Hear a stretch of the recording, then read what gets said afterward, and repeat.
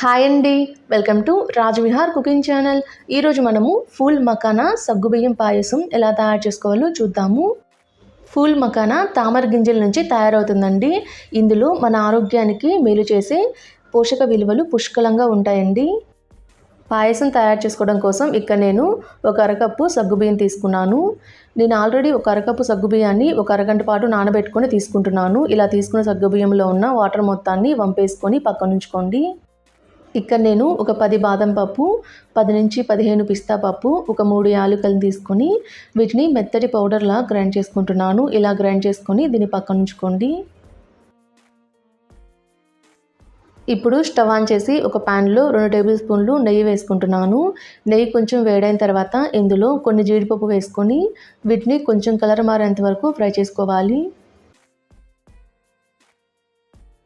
ఇలా జీడిపప్పు కొంచెం కలర్ మారేంత వరకు ఫ్రై చేసుకున్న తర్వాత వీటి మొత్తాన్ని ఒక గిన్నెలో వేసుకొని పక్కన ఉంచుకోండి.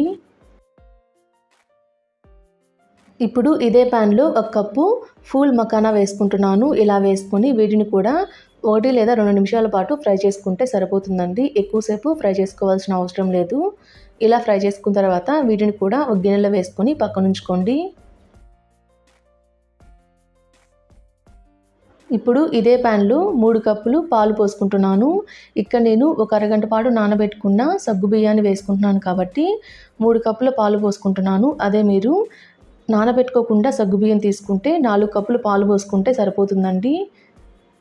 ఇలా పాలు ఒక పొంగు వచ్చేంత వరకు కాగబెట్టుకున్న తర్వాత ఇందులో మనం ముందుగా నానబెట్టుకున్న సగ్గుబియ్యాన్ని వేసుకుంటున్నాను. ఇలా వేసుకొని కలుపుతూ సగ్గుబియ్యం బాగా మెత్తగా ఉడికేంత వరకు ఉడికించుకోవాలి. ఇప్పుడు ఇందులో ఒక చిటికెడు కుంకుమ పువ్వు వేసుకుంటున్నాను. ఇది వేసుకోవడం వల్ల పాయసం అనేది మంచి కలర్ వస్తుందండి. ఇలా వేసుకొని మొత్తాన్ని కలుపుతూ సగ్గుబియ్యాన్ని బాగా మెత్తగా ఉడికేంత వరకు ఉడికించుకోవాలి. ఇలా మధ్య మధ్యలో కలుపుతూ సగ్గుబియ్యం బాగా మెత్తగా ఉడికేంత వరకు ఉడికించుకున్న తర్వాత ఇందులో మనం ముందే గ్రైండ్ చేసుకొని పెట్టుకున్న బాదం పప్పు, పిస్తా పప్పు పౌడర్ ఉంది కదండి, దాన్ని వేసుకుంటున్నాను. ఇలా వేసుకొని ఉండలు కట్టకుండా కలుపుతూ ఉడికించుకోవాలి. ఇలా ఉండలు లేకుండా కలుపుతూ ఉడికించుకోవాలి. ఈ పాయసం కొంచెం చిక్కబడేంత వరకు ఉడికించుకుంటే సరిపోతుందండి. ఇందులో మనం ఆల్రెడీ బాదం పప్పు, పిస్తా పప్పు పౌడర్ వేసుకున్నాం కాబట్టి త్వరగానే చిక్కబడుతుంది.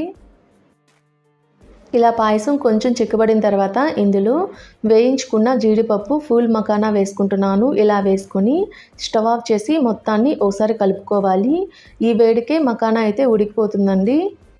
ఇలా రెడీ చేసుకున్న పాయసాన్ని పక్కన పెట్టి చల్లారనివ్వండి.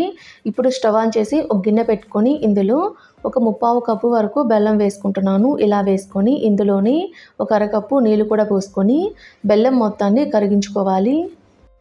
ఇక్కడ నేను ఏ కప్పుతో అయితే సగ్గుబియ్యం తీసుకున్నాను అదే కప్పుతోటి 3/4 కప్పు వరకు బెల్లం తీసుకున్నానండి. అరకప్పు సగ్గుబియ్యానికి 3/4 కప్పు బెల్లం అయితే సరిపోతుందండి. ఇలా కలుపుతూ బెల్లం మొత్తాన్ని కరిగించుకున్న తర్వాత ఈ సిరప్ని మరొక 2 నిమిషాల పాటు ఉడికించుకోవాలి. ఇలా ఉడికించుకోవడం వల్ల మనం పాయసంలో ఈ బెల్లం సిరప్ కలిపిన తర్వాత మళ్ళీ ఉడికించుకోవాల్సిన అవసరం ఉండదండి. ఇలా రెడీ చేసుకున్న బెల్లం సిరప్ను కూడా చల్లారనివ్వండి. ఇలా రెండింటిని చల్లార్చుకొని కలుపుకుంటే పాయసంలో పాలు ఇరిగిపోకుండా నీట్గా వస్తుందండి పాయసం అయితే. ఇలా బెల్లం సిరప్ని వడపోసుకొని తీసుకోవడం వల్ల ఇందులో ఏదైనా మట్టి కానీ దుమ్ము కానీ ఉంటే పోతుందండి. ఇలా బెల్లం సిరప్ వేసుకున్న తర్వాత పాయసం మొత్తాన్ని కలిసే విధంగా ఒకసారి కలుపుకోవాలి. ఇక్కడ నేను పాయసాన్ని కొంచెం చిక్కగా చేసుకున్నాను.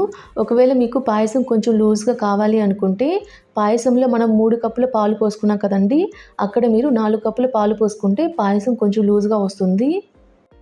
ఇలా రెడీ చేసుకున్న పాయసాన్ని ఒక సర్వింగ్ బౌల్లోకి సర్వ్ చేసుకుంటే ఎంతో టేస్టీగా ఉండే మకానా సగ్గుబియ్యం పాయసం అయితే రెడీ అయిపోతుందండి.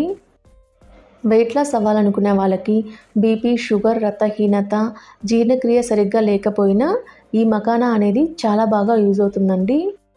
మీరు కూడా ట్రై చేసి ఎలా వచ్చిందో నాకు కామెంట్ చేయండి. మా వీడియో మీకు నచ్చినట్టయితే మా ఛానల్ని సబ్స్క్రైబ్ చేసుకోండి. Thanks for watching.